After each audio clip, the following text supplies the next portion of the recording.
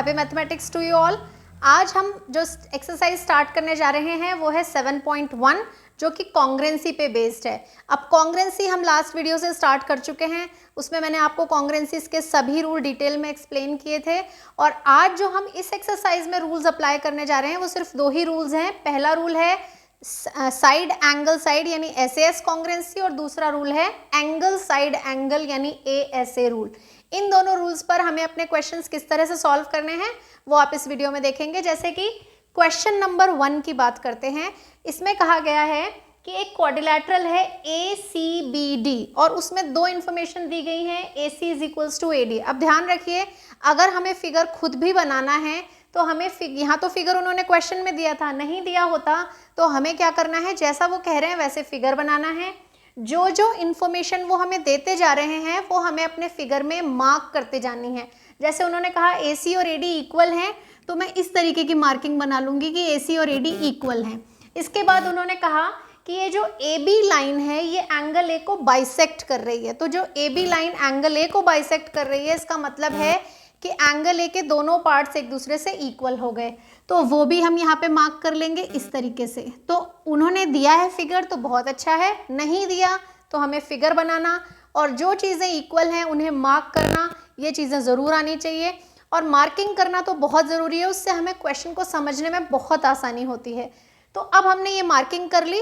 अब उन्होंने हमसे सीधे पूछा कि क्या ABC और ABD ट्राइंगल कॉन्ग्रेंट हैं।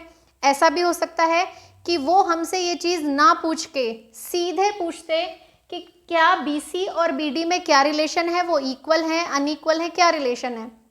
तो आपको पता होना चाहिए कि जब भी हमें ट्राइंगल में कोई दो चीज़ें इक्वल करनी हो, साइड्स इक्वल करनी हो या एंगल इक्वल करना हो, हमें कॉन्ग्रेंसी पहले अप्लाई करनी ही पड़ती है। और वो कॉन्ग्रेंसी कौन सी होगी, उसमें क्या क्या चीज़ें इक्वल होंगी वो हम फिगर में देख करके डिसाइड करते हैं। तो अगर उन्होंने नहीं भी पूछा होता कि क्या ये ट्राइंगल कॉन्ग्रेंट है तब भी हमें ये ट्राइंगल कॉन्ग्रेंट करने पड़ते। तो अब ज़रा देखते हैं किस तरह से कॉन्ग्रेंसी होगी। तो लिखने का तरीका क्या है कि हम जिन ट्राइंगल्स पे कॉन्ग्रेंसी चेक कर रहे हैं पहले हम उनके नाम लिखते हैं।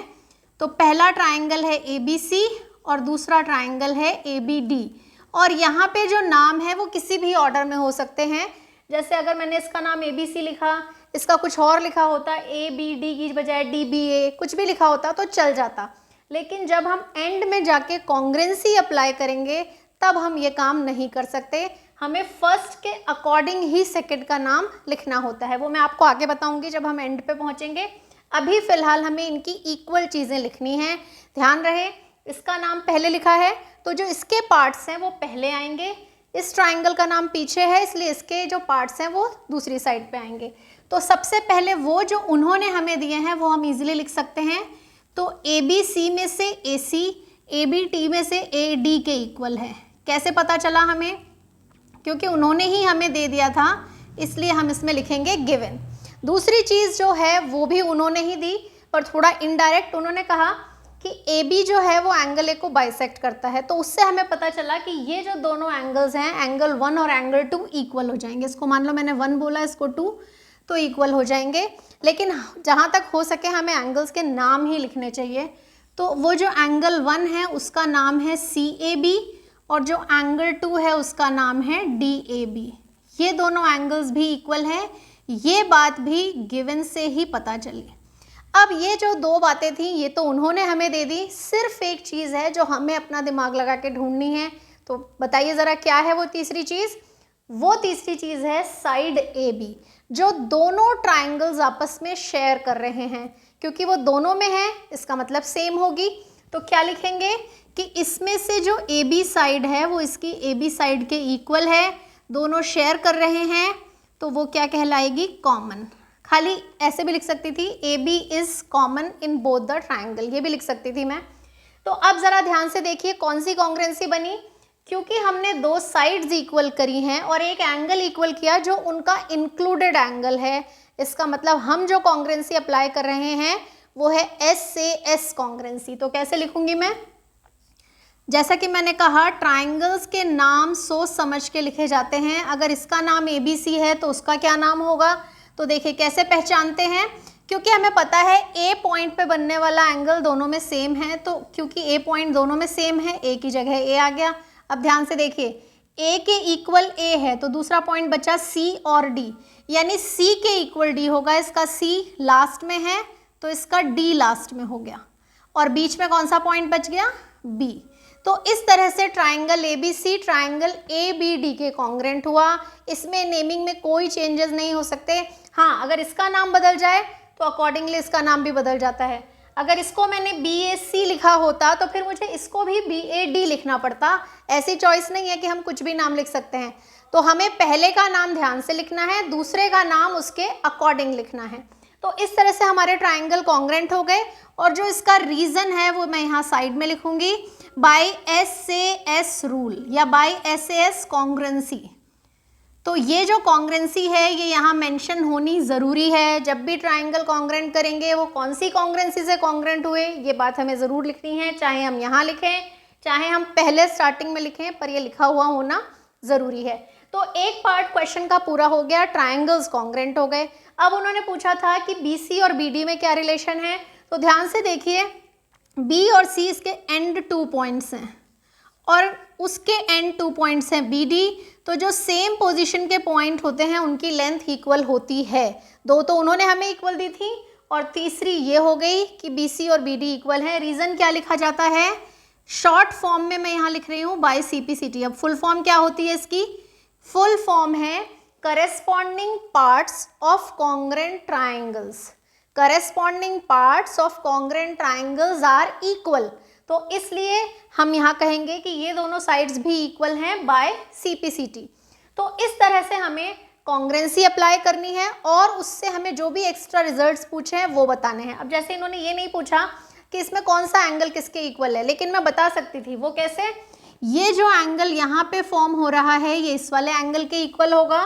क्यों होगा, क्योंकि B पॉइंट B के इक्वल है, तो इसका B पे बनने वाला एंगल इसके B पे बनने वाले एंगल के इक्वल होता है। इसी बात को वो ऐसे पूछ सकते थे कि AB ने एंगल A को तो बाइसेक्ट किया, क्या वो एंगल B को भी बाइसेक्ट कर रही है, तो हमारा आंसर होता बिल्कुल कर रही है, क्योंकि ट्राइंगल कॉन्ग्रेंट है, वो दोनों एंगल्स इक्वल हैं, इसलिए ये AB साइड जो है ये एंगल B को भी बाइसेक्ट कर रही है।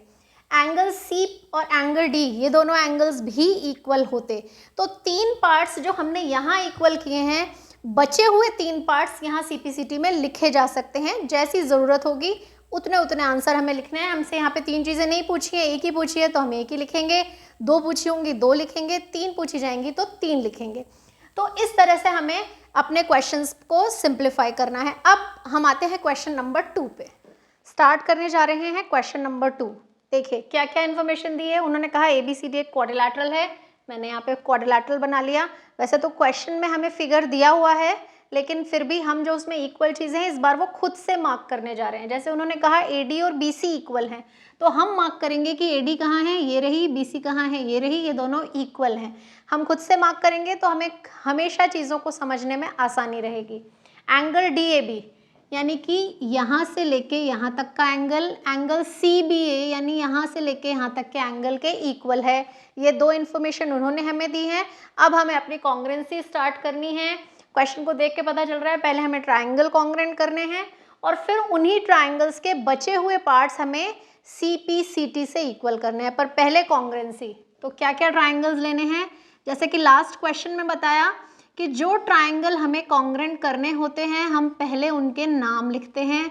तो ABD मुझे BAC से कॉन्ग्रेंट करना है, मैंने उनके नाम लिखे और अब मैं उनके इक्वल पार्ट्स लिखूंगी। तरीका क्या है, इसके पार्ट्स पहले आएंगे और इसके पार्ट्स बाद में आएंगे। तो ABD में से AD और BAC में से BC दोनों इक्वल हैं, क्योंकि ऐसा उन्होंने हमें दिया है गिवन। इसके अलावा इस ट्राइंगल में से एंगल DAB है जो कि उस वाले ट्राइंगल के एंगल CBA के इक्वल है। ये इन्फॉर्मेशन भी उन्होंने ही हमें क्वेश्चन में दी है, तो ये गिवन में आ जाएगी। अब तीसरी चीज़ उन्होंने हमें नहीं दी, वो हमें खुद ढूंढनी है। जैसे लास्ट क्वेश्चन में हमने कॉमन साइड ढूंढी थी, यहाँ भी हमें एक साइड दोनों ट्राइंगल में कॉमन दिख रही है। वो कौन सी साइड है, AB। तो साइड AB जो है वो दोनों ट्राइंगल्स शेयर कर रहे हैं, इसलिए वो कॉमन कहलाएगी। तो AB is equals to AB ऐसे भी लिख सकती थी मैं, और उसकी बजाय मैं ऐसे भी लिख सकती हूँ A B is common, A B is common side. तो इस तरह से मेरे पास तीन चीजें हो गई, दो साइड्स और एक एंगल। ध्यान रहे हम जो दो साइड्स इक्वल कर रहे हैं, एंगल उनके बीच में होना कंपलसरी है, तभी हम एसएएस कॉन्ग्रुएंसी फॉलो कर सकते हैं। क्योंकि एसएएस कॉन्ग्रुएंसी में कभी ऐसा नहीं होता कि हम दो साइड्स इक्वल करें और एंगल उनके बीच का ना हो कि कहीं और का हो जाए। तो यहाँ ऐसा नहीं है, हमने जो दो साइड्स इक्वल करी हैं इसमें से एडी और एबी ली है और एंगल उनके बीच का है, इसमें से बीसी और बीए ली है, एंगल उनके बीच का है। तो इस तरह से इसकी एबी साइड और उसकी एबी साइड जो है दोनों कॉमन है, दोनों इक्वल हैं। तो हम इस तरह से यहाँ पे लिख सकते हैं कि A B is common side और हमारी कॉन्ग्रुएंसी पूरी हो गई, एसएएस कॉन्ग्रुएंसी। तो अब मैं क्या लिखूंगी, triangle A B D is congruent to triangle B A C, और यहाँ लिखना पड़ेगा उसका रीजन। क्या रीजन है, बाय एसएएस कॉन्ग्रुएंसी। तो इस तरह से हमारे ट्राइंगल्स कॉन्ग्रुएंट हो गए और उनके बचे हुए पार्ट्स इक्वल हो जाएंगे सीपीसीटी से। वो कैसे, इसकी साइड अगर मैं बी डी यूज कर रही हूँ यानी लास्ट के दो पॉइंट्स आ रहे हैं तो उसमें भी लास्ट के दो ही पॉइंट्स आएंगे, यानी उसकी साइड ए सी इक्वल हो जाएगी। और इसमें से ये जो एंगल है ये बी पे बन रहा है, A B D, angle A B D B पे बन रहा है, यानी इस एंगल की बात हो रही है। और उसमें जो बात हो रही है वो हो रही है बी ए सी, यानी इस वाले एंगल की। तो इसका जो एंगल बन रहा है वो बी पॉइंट पे और इसका ए पे। तो जरा देखें बी और ए सेम है क्या, बिल्कुल। इसमें जिस पोजीशन पे ए है इसमें उसी पोजीशन पे बी पॉइंट है, यानी दोनों करस्पॉन्डिंग पोजीशन पे हैं, इसलिए उन पे बनने वाले एंगल्स भी इक्वल होंगे। तो इस तरह से एंगल ए बी डी जो है इसके इक्वल हो गया एंगल बी ए सी के, और दोनों के लिए एक ही रीजन है, by C P C T. क्या है full form, corresponding parts of congruent triangles. तो इस तरह से हमें एक एक कॉन्ग्रुएंसीज को सिंप्लीफाई करना होता है, उनको प्रूव करना होता है। जरा देखते हैं थर्ड क्वेश्चन में किस तरह से की जाएगी। अब जो क्वेश्चन हम सॉल्व करने जा रहे हैं ये है थोड़ा सा इनडायरेक्ट क्वेश्चन, क्योंकि इसमें डायरेक्ट कॉन्ग्रुएंसी कौन से ट्राइंगल में अप्लाई करनी है वो पिछले दो क्वेश्चंस की तरह हमें नहीं दी गई है, लेकिन ये पक्का है कि हमें कॉन्ग्रुएंसी अप्लाई करनी है। कैसे, वो ज़रा हम जो क्वेश्चन है उसे पढ़ते हैं और उसमें जो चीज़ें इक्वल हमें पता चल रही हैं क्वेश्चन से वो मार्क करते हैं। सबसे पहले उन्होंने हमसे कहा कि AD, यानी वो बात कर रहे हैं इस लाइन की, AD एंड BC, तो इन दोनों को मैंने थोड़ा सा डार्क कर लिया। AD and BC are equal, तो एक तो उन्होंने कहा ये दोनों इक्वल हैं, तो इक्वल मार्किंग हो गई। दूसरी चीज़ उन्होंने कहा इक्वल परपेंडिकुलर्स, तो दूसरी चीज़ जो हमें पता चली वो ये कि ये जो एंगल यहाँ फॉर्म कर रहे हैं ये 90 डिग्री का है। कौन सी लाइन पे ये परपेंडिकुलर है, AB पे। तो AB लाइन है ये वाली हमारी, तो AB लाइन सेगमेंट पे ये दोनों परपेंडिकुलर हैं, इसलिए हमने ये दोनों एंगल 90 डिग्री के मार्क कर लिए, यानी हमें दो चीज़ें इक्वल मिल गई हैं। अब उन्होंने हमें ये नहीं पूछा कि ट्राइंगल कॉन्ग्रुएंट करो, बल्कि वो ये कह रहे हैं कि CD जो है वो बाइसेक्ट हो रही है, CD जो है वो बाइसेक्ट कर रही है AB को, ये हमें प्रूव करना है। बाइसेक्ट का मतलब होता है कि CD जो है वो AB को दो इक्वल पार्ट्स में डिवाइड कर रही है, यानी वो हमसे पूछना चाह रहे हैं कि OA और OB इक्वल होने चाहिए। यह ध्यान रहे OA और OB इक्वल दिए नहीं हैं, वो इक्वल प्रूव करने हैं। अब इक्वल प्रूव करने के लिए ट्राइंगल में, जैसे मैंने शुरुआत में ही बताया, दो ट्राइंगल्स में कभी भी दो चीज़ें इक्वल करनी हो बिना कॉन्ग्रुएंसी के नहीं हो सकती। इसका मतलब हमें ट्राइंगल कॉन्ग्रुएंट करने हैं। कौन से ट्राइंगल कॉन्ग्रुएंट करने हैं, ऐसे दो ट्राइंगल जिसमें OA और OB साइड होनी चाहिए। अगर OA और OB साइड ना हो के कोई दूसरी साइड होंगी तो कॉन्ग्रुएंसी किसी मतलब की नहीं है। तो हमें कॉन्ग्रुएंसी के लिए पहले ट्राइंगल्स डिसाइड करने हैं कि कौन से ट्राइंगल होने चाहिए। तो एक ट्राइंगल ऐसा होना चाहिए जिसमें OA साइड हो और दूसरा ट्राइंगल ऐसा होना चाहिए जिसमें OB साइड हो। तो मुझे जो ट्राइंगल पता चले ये इक्वल दी है, ये इक्वल पूछी है, तो इसका मतलब मुझे जो पहला ट्राइंगल लेना है वो कौन सा ट्राइंगल हो गया, ट्राइंगल AOD। और इसी तरह दूसरी तरफ ये वाली इक्वल दी है और ये वाली इक्वल पूछी है, तो जो तीसरा ट्राइंगल हो गया वो है हमारा BOC, ट्राइंगल BOC। अब यहाँ पे मैंने जो नाम लिखे हैं मैंने उसके बारे में ज़्यादा सोचा नहीं है कि कौन सा ट्राइंगल, कौन सा पॉइंट किसके इक्वल है, वो हम बाद में सोचते हैं। पहले हम इनके इक्वल चीज़ें क्या क्या हैं वो लिखते हैं। तो उन्होंने हमें जो सबसे पहली इन्फॉर्मेशन दी है वो दी है कि AD साइड जो है, इसकी जो AD है, अब AD पहले क्यों लिख रही हूँ क्योंकि ट्राइंगल का नाम मैंने पहले लिखा है AOD, तो उसके पार्ट्स इस तरफ आएंगे। तो इधर से AD उधर से BC के इक्वल है, ज़्यादा सोचना नहीं पड़ा हमें क्योंकि वो दोनों गिवन थे। दूसरी चीज़ जो है वो है ये दोनों एंगल, इसमें से एंगल DAO उसमें से एंगल CBO के इक्वल है 90 डिग्री ईच, और ये बात भी हमें गिवन ही है क्योंकि उन्होंने हमें बोला है कि ये परपेंडिकुलर है, इसलिए हमें पता है कि ये एंगल 90 डिग्री के ही हैं। अब ये दो चीज़ें तो हो गई, तीसरी चीज़ क्या हो सकती है? तीसरी चीज़ या तो एक साइड होनी चाहिए या फिर एक एंगल होना चाहिए। साइड के लिए हमारे पास कोई इन्फॉर्मेशन नहीं है क्योंकि इस बार तो कोई साइड कॉमन भी नहीं है।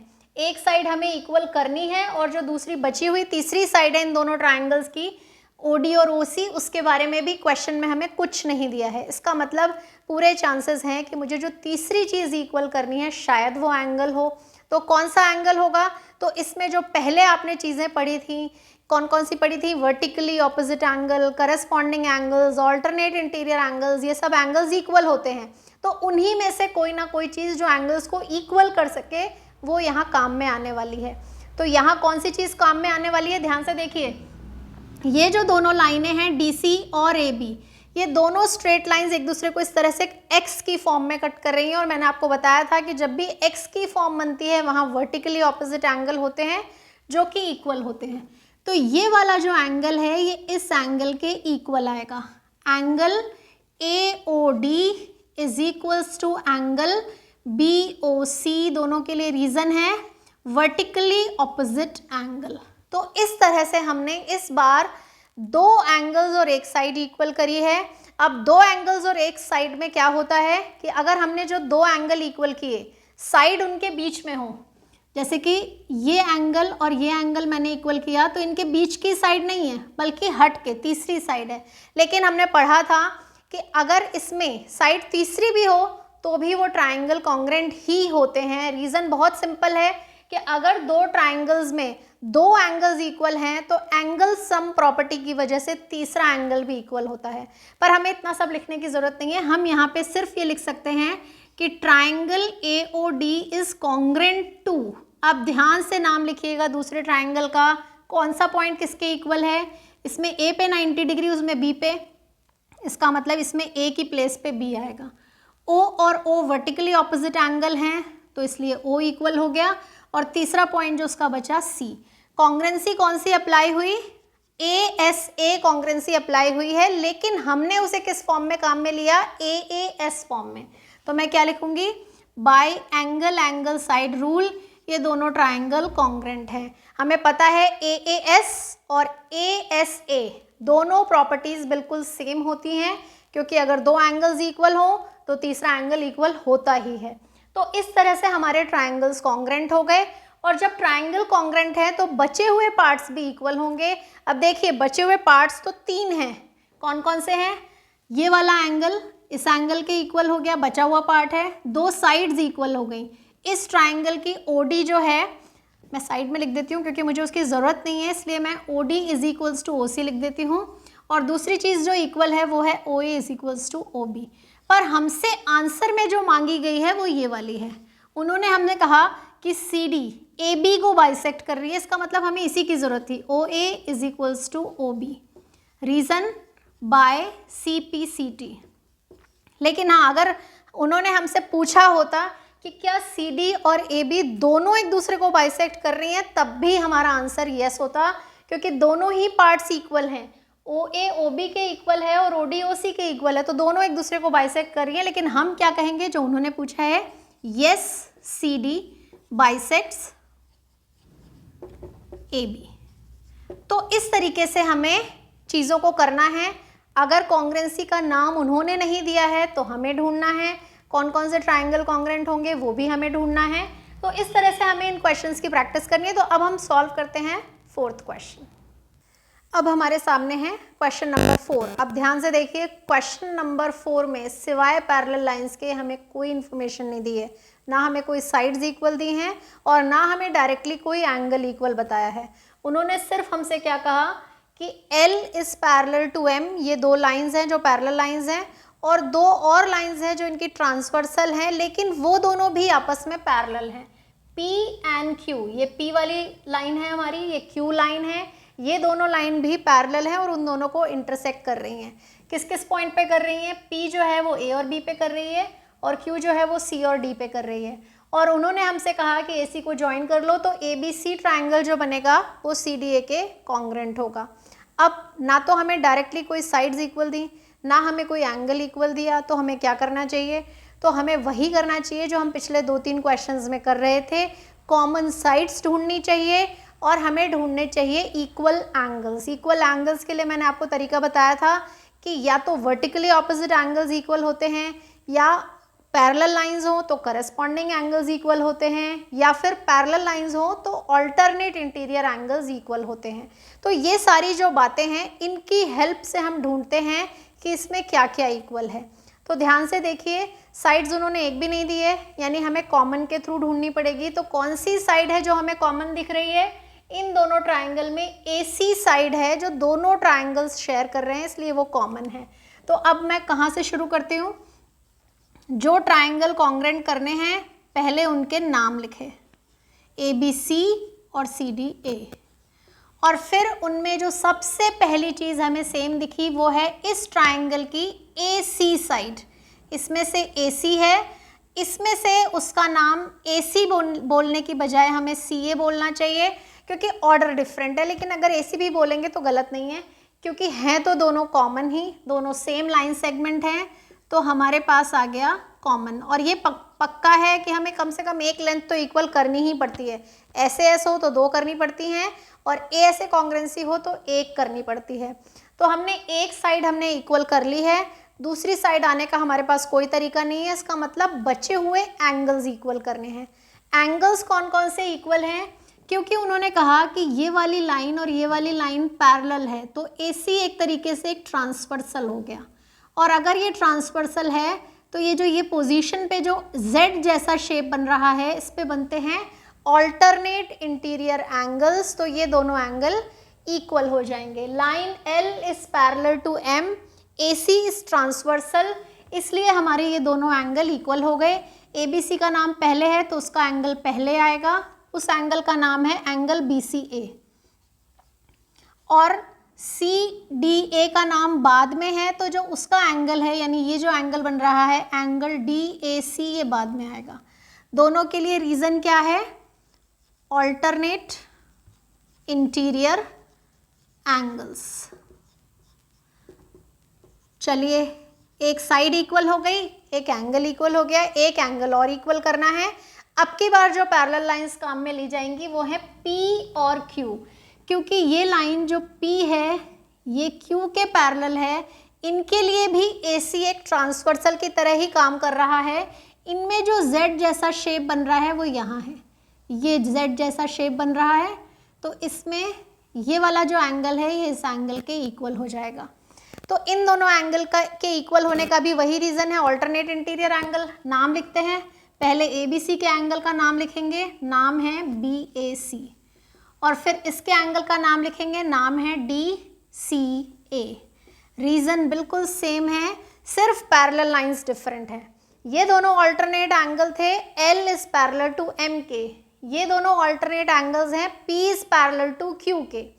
लेकिन हमने 2 एंगल्स इक्वल कर लिए हैं और उनके बीच की एक साइड भी इक्वल कर ली है। इसका मतलब हमारे ट्रायंगल्स कॉन्ग्रेंट हो चुके हैं। नेमिंग कैसे होगी?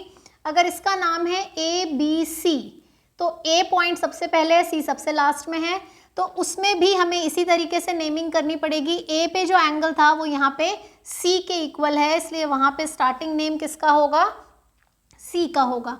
और इसमें जो ABC में C लास्ट में था उसके बराबर जो एंगल है वो A पे बन रहा है, तो उसमें A लास्ट में होगा, तो पहले D आएगा फिर A आएगा।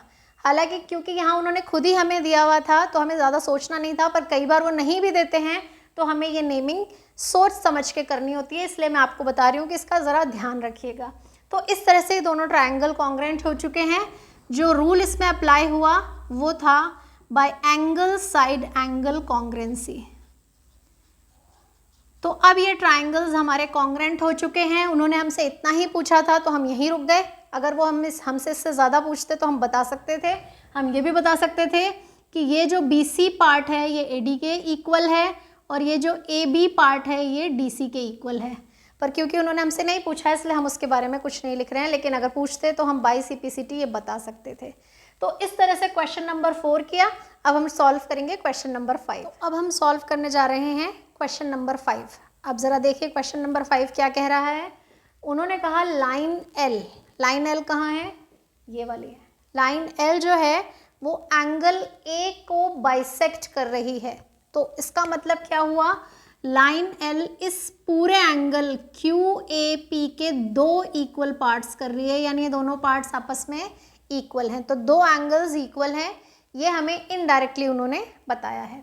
फिर उन्होंने कहा कि इस लाइन पे कहीं भी एक पॉइंट लेना है B, तो कहीं भी ले सकती थी मैं, यहाँ पे लिया मैंने B, और B से हमने दोनों आर्म्स जो हैं इस एंगल की उन पे परपेंडिकुलर्स ड्रॉप किए हैं। परपेंडिकुलर्स बोलते ही हमें पता चल गया कि हमें और 2 एंगल्स इक्वल मिल गए, 90 डिग्री के एंगल BQA और एंगल BPA, ये दोनों परपेंडिकुलर एंगल्स हैं यानी 90 डिग्री के एंगल्स हैं। इसके बाद उन्होंने हमें कहा कि पहले ट्रायंगल कॉन्ग्रुएंट करो और फिर बाय CPCT हमें BP और BQ को इक्वल बताना है। तो अगर वो directly BP is equals to BQ नहीं पूछते तो इसी बात को कहने का एक तरीका ये भी है कि जो B है वो इक्वी डिस्टेंट है, यानी B की जो लेंथ है वो एंगल A की जो दोनों आर्म्स हैं उनसे बराबर है। तो जब भी कोई डिस्टेंस की बात की जाती है, डिस्टेंस हमेशा परपेंडिकुलर ही होती है। इसका मतलब परपेंडिकुलर डिस्टेंस हो गई B से, पहली आर्म की हो गई BQ और दूसरी आर्म की हो गई BP। तो इस लाइन का भी यही मतलब है कि हमें BP और BQ को इक्वल करना है, और अगर डायरेक्टली BP और BQ कहते हैं तब तो कोई कन्फ्यूजन ही नहीं है। तो इसलिए अब हमें पहले अपने ट्रायंगल्स की कॉन्ग्रुएंसी करनी है। तो सबसे पहले मैंने नाम लिखा अपने दोनों ट्रायंगल्स का, APB एंड AQB, और अब हम इनके इक्वल पार्ट्स लिखने वाले हैं। तो हमें इक्वल पार्ट्स में एक जो चीज़ चाहिए होती है वो है लेंथ, जो कि हमें चाहिए ही चाहिए, पर लेंथ तो यहाँ इन्होंने कोई इक्वल नहीं दी। तो जब लेंथ कोई इक्वल नहीं होती तो जनरली जो कॉमन लेंथ होती है वो हमें ढूंढनी होती है। तो इन दोनों ट्रायंगल्स की कॉमन लेंथ कौन सी है, AB। दोनों ही ट्रायंगल में AB साइड काम में आ रही है, ABQ में भी और ABP में भी। तो इसलिए AB is equals to AB common. तो इस तरह से पहली चीज़ जो हमें चाहिए थी लेंथ वो हमें मिल गई। अब हमें एंगल्स चाहिए। एंगल उन्होंने हमें काफ़ी कुछ इक्वल दे रखे हैं, जैसे कि इस ट्रायंगल में और इस ट्रायंगल में ये दोनों एंगल बाइसेक्टर की वजह से एंगल इक्वल हैं। तो पहले इस ट्रायंगल का नाम आएगा, क्योंकि हमने यहाँ के जो वैल्यू हैं वो पहले लिखी हुई हैं। तो एंगल PAB जो है वो इक्वल है उस वाले एंगल QAB से। ये कैसे है, क्योंकि हमें कहा गया है कि L is bisector of angle A, ये इंफॉर्मेशन हमें गिवन है। तो इस वजह से हमें पता चला कि ये दोनों एंगल इक्वल होंगे। और जो 2 एंगल्स इक्वल होंगे वो है परपेंडिकुलर्स, क्योंकि उन्होंने बोला था हमें कि ये जो BQ है और जो BP है वो अपनी अपनी आर्म्स पे परपेंडिकुलर ड्रॉप कर रहे हैं। तो यानी ये एंगल BPA और वो angle BQA, each 90 degree given. तो इस तरह से हमारे पास ये तो आ गई साइड, ये आ गया एंगल और ये भी आ गया एंगल। अब हमें ये ढूंढना है कि क्या हमने इंक्लूडेड साइड इक्वल की है। नहीं, इंक्लूडेड साइड तो हमने इक्वल नहीं की है, क्योंकि इंक्लूडेड साइड तो इन दोनों एंगल्स की AP होनी चाहिए, जो कि उन्होंने हमें इक्वल नहीं दी थी। पर पहले ही मैं बता चुकी हूँ, इंक्लूडेड साइड नहीं भी हो चल जाएगा, क्योंकि 2 एंगल्स अगर इक्वल हैं तो जो तीसरा एंगल है जो यहाँ बन रहा है, एक्चुअली ये भी कैसा होता है, इक्वल ही होता है एंगल सम प्रॉपर्टी से। तो हमारी SAS जो होती है, ASA जो होती है हमारी, वो AAS से सेम होती है। तो इसलिए अब मैं क्या कहूँगी कि triangle APB is congruent to triangle AQB by AAS rule। तो इस तरह से हमारे दोनों ट्राइंगल कॉन्ग्रेंट हो गए, और जब ट्राइंगल कॉन्ग्रेंट हैं तो उनके बचे हुए पार्ट्स इक्वल होंगे ही। उनमें से हमें सिर्फ कौन सा चाहिए, BP is equals to BQ by CPCT। तो इस तरह से हमें अपनी कॉन्ग्रेंसी करनी है। तो जो 7.1 एक्सरसाइज है उसका जो पहले 5 क्वेश्चंस हैं वो हमने आज सॉल्व कर लिए हैं। बाकी बचे हुए क्वेश्चन हम नेक्स्ट वीडियो में सॉल्व करने जा रहे हैं।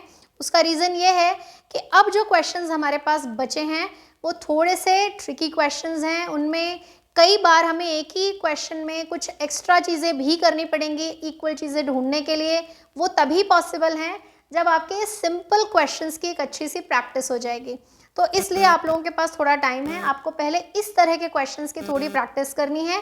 जब ये थोड़े आपके स्ट्रांग होंगे तब हम बचे हुए तीनों क्वेश्चंस को सॉल्व करेंगे। तो आज के लिए मैं अपना वीडियो यहीं एंड कर रही हूँ। अगर आपको पसंद आया है तो लाइक करना है, जिन लोगों ने अभी तक सब्सक्राइब नहीं किया उन्हें सब्सक्राइब करना है, और ज़्यादा से ज़्यादा लोगों के साथ शेयर करना है। Happy mathematics to you all.